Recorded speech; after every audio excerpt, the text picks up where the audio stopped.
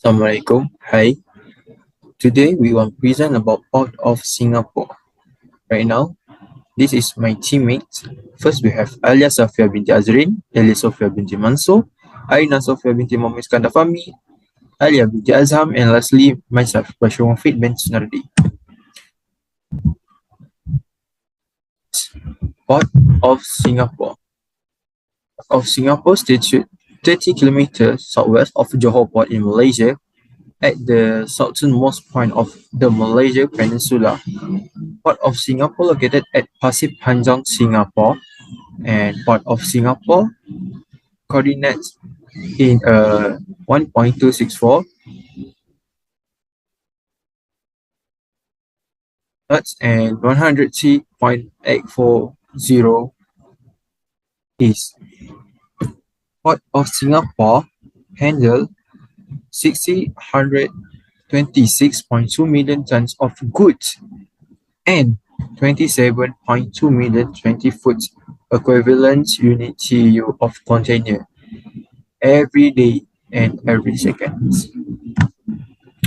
So we continue with background of Port of Singapore.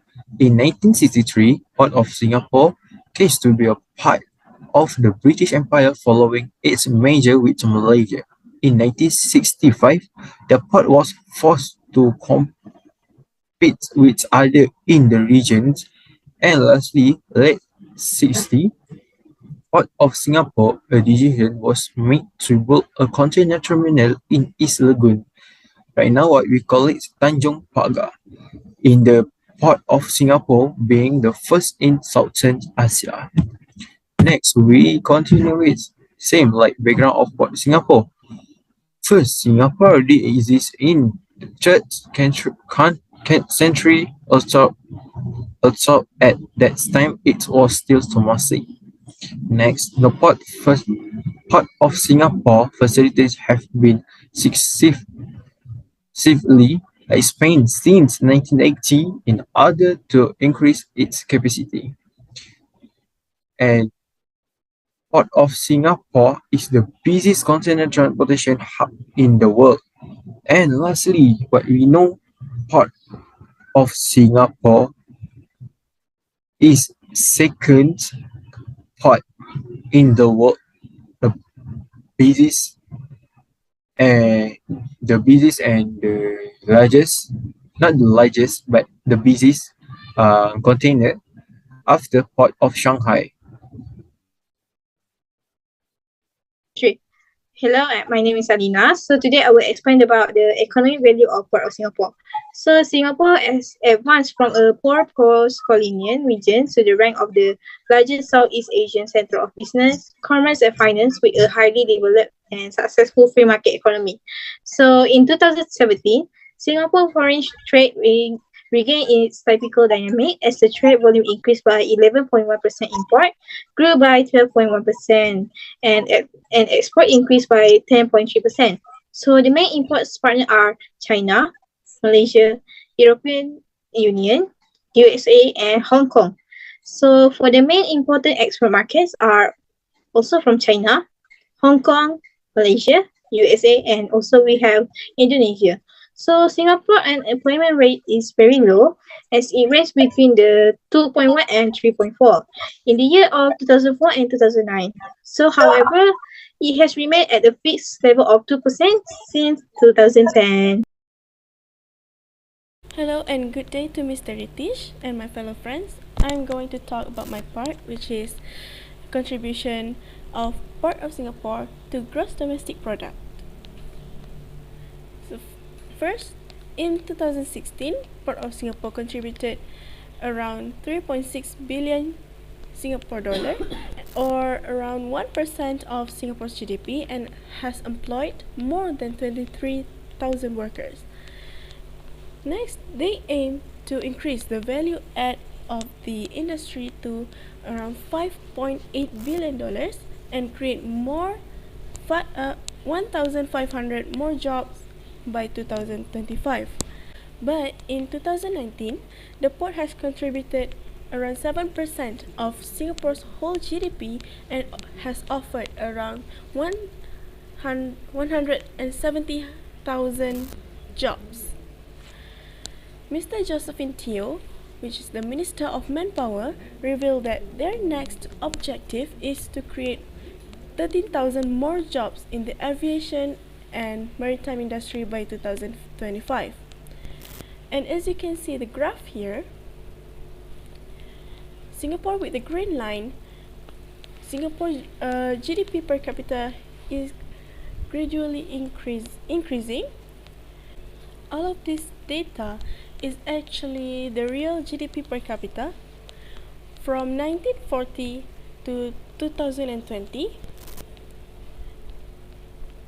of these countries, which is USA, UK, Singapore, Malaysia, Indonesia, China, and Myanmar. And that is the end of my first part. I will pass to the next presenter. My name is Alia Safia, and I'm going to present about environmental issue faced by Port of Singapore. There was an oil spill accident happened in 1970. So on the 16th October 1970, two tankers, the Voikos and European Global, collided at about 5 kilometers south of the Port of Singapore.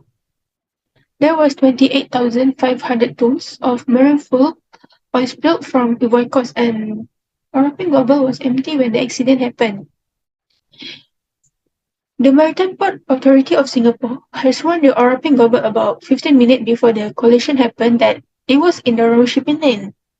And the consequences is Singapore is entitled to about $13 million in cleanup costs, and the spill took 3 weeks to clean up. And this is the picture of Mount Everest. The collision happened to them in 1970. So I will pass to my other friend to present their part. Next, I will talk about the environmental impact assessment due to the port operations in Singapore. Below is the first stage of the environmental impact assessment, which is the screening stage. So, the environmental impact assessment is required for the collision between the Voikos and the European Global that happened to be collided in the Singapore Straits. It is because the areas that are affected by the collision was the west waters of Singapore, which is around the Pulau Bukom, Senang, Pawai, and Sudong, which were described as a sea of black coffee with greasy patches as wide as 50 meters.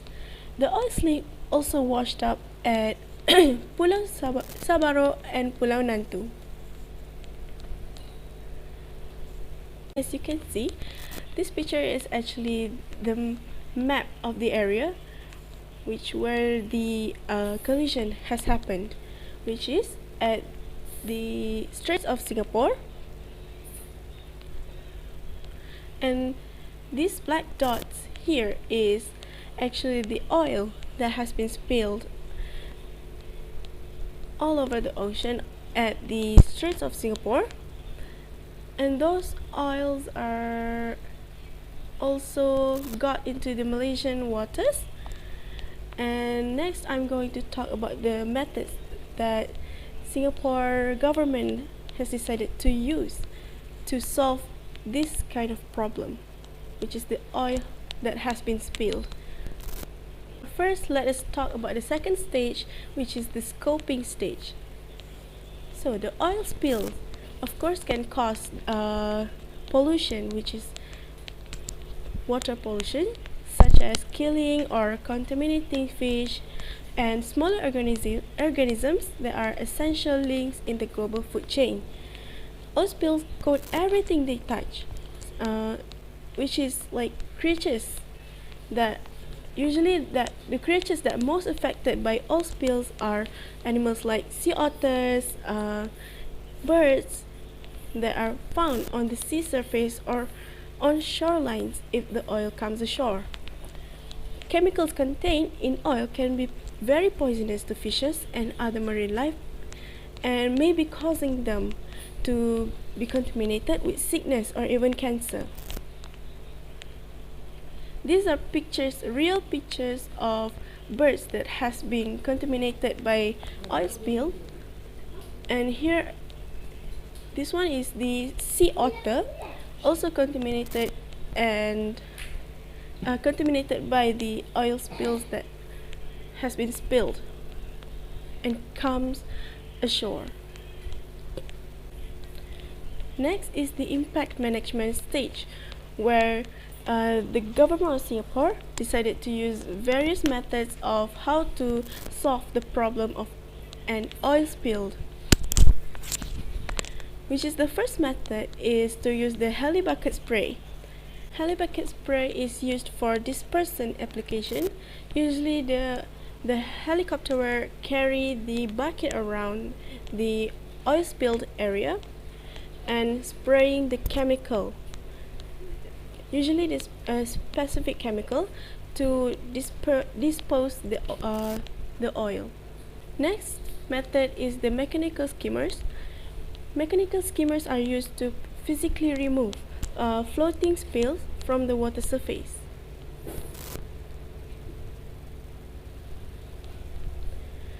The third method is the trawl net. Trawl net is usually used to recover heavy oil, tar lumps, and debris from the sea. And the next method is sea curtain boom. Sea curtain boom is used to control marine spills and assist in oil spill cleanup. Methods like heli bucket spray, mechanical skimmers, trawl net, and sea curtain boom are usually methods that are very popular to solve the problem of an oil spill. I believe that is all for my part, and thank you. I will pass to the next presenter. So thank you to my friends. Right now, I will continue about get environmental and international laws that part of Shanghai has been neglecting. First, other business effects by the spill are swing for the competitions.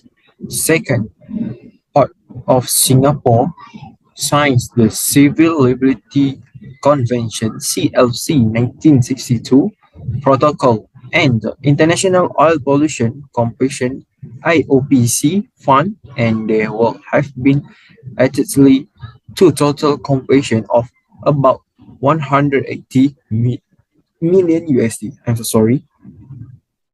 And lastly, it has been time consuming and complex for a country to win compensations for pollution caused by a vessel on in one country and registered in other. That's all from me. Now I will pass to my friends. Thank you.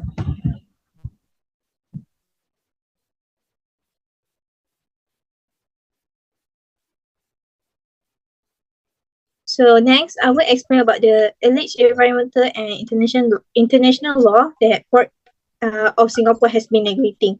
So Singapore implemented two of laws, which is Prevention of the Pollution of the Sea Act, Chapter 243, and the Merchant of Shipping Oil Pollution Act in its commitment to prevent and combat oil pollution.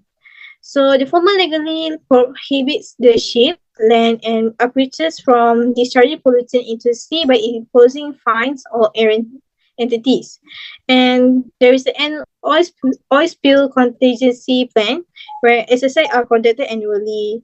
So next, the Marine Emergency Action procedure, which enhance the country operational readiness to respond to any marine emergency or accident. This revolving fund was established in 1981 for use in combating oil pollution caused by the ship. So that's all from me. Thank you. Okay, my name is Alia and I'll be explaining on the proposed measurement on environment economic sustainability by the Port of Singapore. Okay, the main agency that leads for the marine emergencies such as oil spill and collision uh, is the MPA, which stands for Maritime and Port Authority of Singapore. Okay, how do they manage oil spill? Uh, well, there are two actually, and the first one is the first step is using the 2P3R concept. The 2P3R concept. Okay, what is the 2P and 3R concept? The first P is prevention, which they do a regular checks on to ensure the ship safety, like safety measures for handling oil and chemicals, especially. And then they would enforce on port regulations, such as having the port regulations for 24 hours patrol. And then they enhance their navigation safety by using Vessel Traffic Information System, VTS. Okay. Yeah. Okay. The second P is preparedness. Port of Singapore preparedness stands for marine, such as having marine emergency action plan, oil spill contingency plan, joint oil spill exercise JOSE, which is organized every year. And this is the example of uh, booming of oil spill during JOSE. Next. And the next one is the first 3R, which is response. The Port of Singapore have to give response to incidents of national interest with potential for large-scale impacts, incident with wider extent of pollution, local incident, MPA's tools for combating oil spills, such as 24 hours Marine Safety Control Center, ports tools for combating oil spill. They're using that, such as anti-oil pollution craft with approved dispersants, skimmers, and oil booms. What is recovery? They will remove oil spill from sea by skimmers and trawler, and they will proper disposal of collected oil at approved reception facilities such as Singapore Cleansers and NSL or Camp Waste Management. Fifth is fifth is review. They will conduct a continuous review for an effective oil spill contingency plan. They will also consult with experts like International Tanker Owners Pollution Federation Limited, ITOPF, and Center of Documentation, Research and Experimentation on Accidental Water Pollution, CDRE, to conduct review of the contingency plan.